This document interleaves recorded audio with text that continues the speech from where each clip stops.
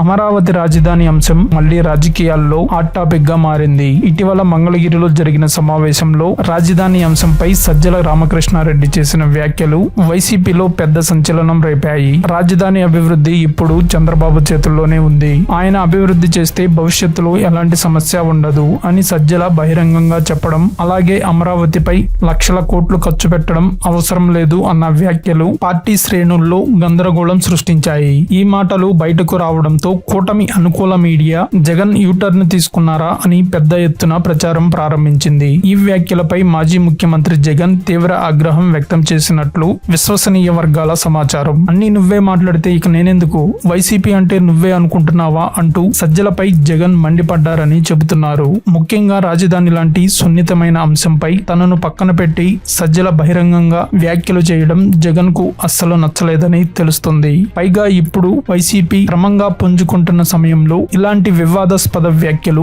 పార్టీకి ప్రతికూలంగా మారతాయని జగన్ ఆందోళన వ్యక్తం చేశారట.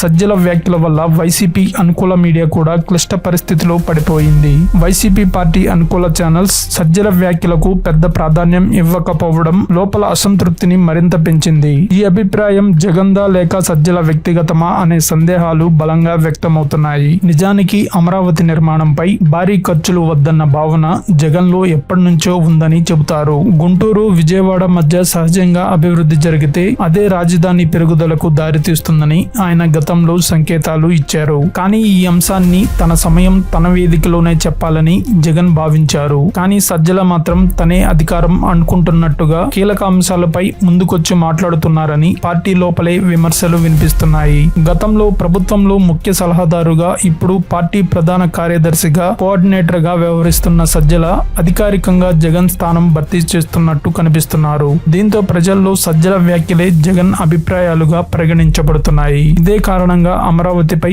ఆయన చేసిన తాజా వ్యాఖ్యలు పార్టీకి నష్టం చేస్తాయని సీనియర్ నాయకులు భావిస్తున్నారు. అంతేకాక సజ్జల ప్రవర్తన వల్ల పార్టీ లాభం కంటే ఆయన కుటుంబానికే లాభం జరుగుతుందని అంతర్గత వర్గాల ఆరోపణ.